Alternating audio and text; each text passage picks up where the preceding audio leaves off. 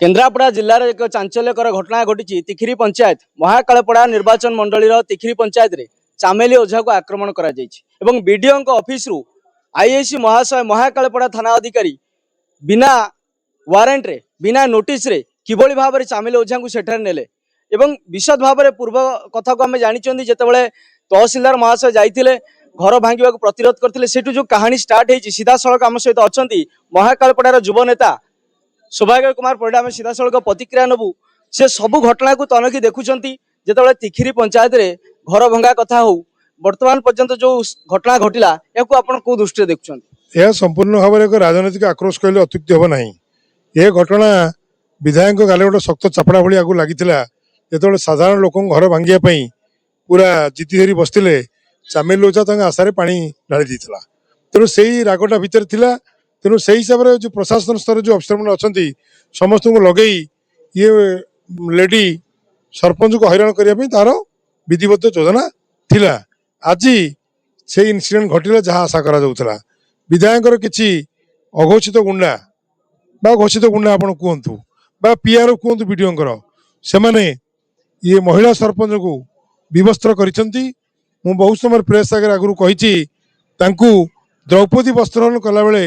जो अवस्था थिला से भाई किसी गुंडा माने खराब व्यवहार करचंती खराब इंगित करचंती फिजिकल असल्ट करचंती मोबाइल छड़े नहीं से ना पुलिस केस बिहाइंड बार्स करने कथा किंतु पुलिस सेगुड़ा न करी सरपंच को लेकर डिटेंशन कला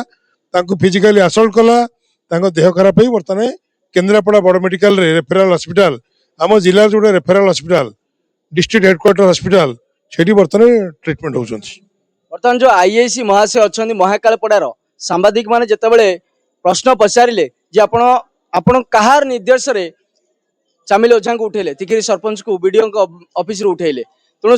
आईएसी प्रतिक्रिया सुन थिला ये विषय कौन कहे आईएसी कहा निर्देश रे परिचालित होउचंती ना निजे निजे भली कांड करू पूर्व स्पष्ट भाव में एसपी महोदय कही सारी चामेली ओझा ना कौन आलिगेसन नहीं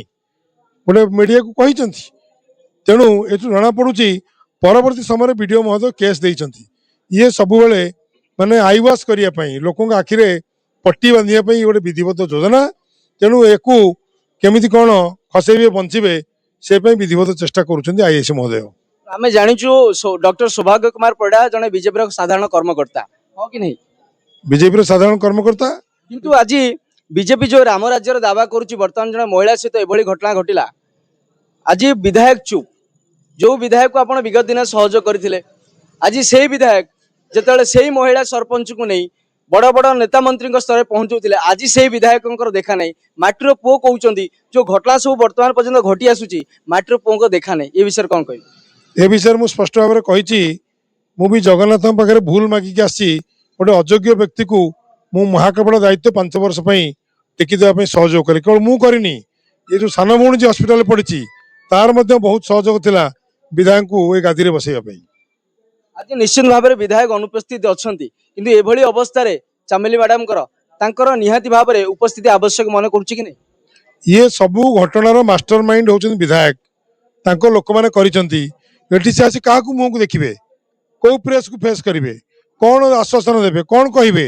ये घटनार मूल लोक होती सी जदि मूल लोक नुहति कहतु आईएसी को आम देखू जो 5-7 लोक बांधिक भर पुरातु बीजेपी सरकार रे महाकालपड़ा रे दुर्गा बाबू प्रतिनिधित्व रे कौन महाकालपड़ा रे गुंडाराज चली शांत महाकालपड़ा अशांत हो जाइए आहरी अधिक अशांत होने जानी वेस्ट बेंगल वर्धमान जिला अशांत थिला बर्तमान महाकालपड़ा वर्धमान हवा को जाउछि। धन्यवाद डॉक्टर सौभाग्य कुमार परिडा जहाँ भी प्रतिक्रिया शुणुते ये सीधा सड़क से विधायकों को दृष्टि निक्षेप कर महाकालपड़ा विधायक कहीं चुप अच्छा ये घटना गोटे पर गोटे घटना घटी चली निजे डिंडिम पिटुंट विधायक जे मो माटीर पुओ आज से ही परिवार सदस्य माने जो हंतसंत होती आईन जो भाव में बेआईन कार्य करुच्ची गुंडाराज चलती आईन एथि कौन विधायक महाशय पार्टी खोलिबेनी आज से माटीर पुओ चुप कौन आज माटीर पुओ कुआडे हजिगले कि ना माटी की भूलीगले पदवी पाइला परे।